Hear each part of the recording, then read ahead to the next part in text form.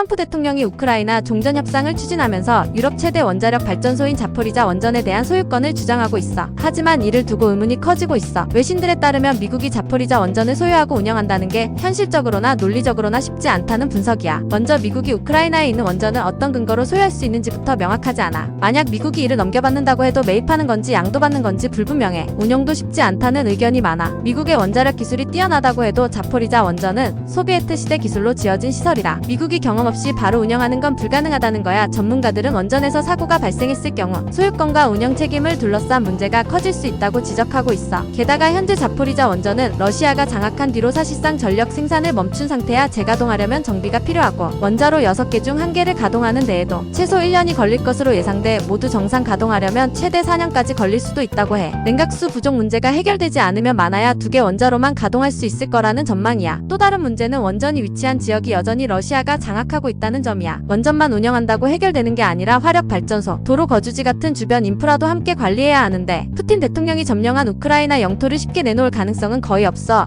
이러면 원전의 안전도 보장하기 어려운 상태가 될 거야. 그럼에도 트럼프가 자포리자 원전에 관심을 보이는 이유는 우크라이나와 추진하는 광물 협정과 연관이 있을 가능성이 높아. 미군 개입 없이 경제적 이해관계를 강화하면서 안보까지 보장하려는 전략이 깔려있다는 거야. 광물 협정을 추진하려면 당연히 에너지가 필요하고 자포리자 원전이 전쟁 전 우크라이나 전력의 20%를 생산했던 만큼 채굴에 필요한 전력을 공급하는 역할을 할 수 있다는 거지. 그래서 미국과 우크라이나가 광물 협정처럼 자포리자 원전에 대해 합작 투자하는 방식도 검토될 수 있다는 분석이 나오고 있어. 젤렌스키 대통령도 자포리자 원전의 소유권에 대해 미국과 논의한 적은 없지만 미국의 참여와 투자로 발전소를 현대화하는 방안을 논의할 준비가 돼 있다고 밝혔어. 하지만 이런 합작 투자 방식이 우크라이나의 안보까지 보장하는 건 아니라는 비판도 나오고 있어. 오바마 행정부에서 백악관 국가안보회의 선임 보좌관을 지낸 브렛 브루에는 푸틴은 비대칭 전술과 조작의 달인이라며 광물과 발전소를 가진다고 민간인을 지킬 수 있는 건 아니라고 경고했어. 결국 트럼프의 자포리자 원전 소유 구상이 현실성이 있는 건지, 그리고 이게 미국과 우크라이나의 안보 전략에 어떤 영향을 줄지 지켜봐야 할 것 같아.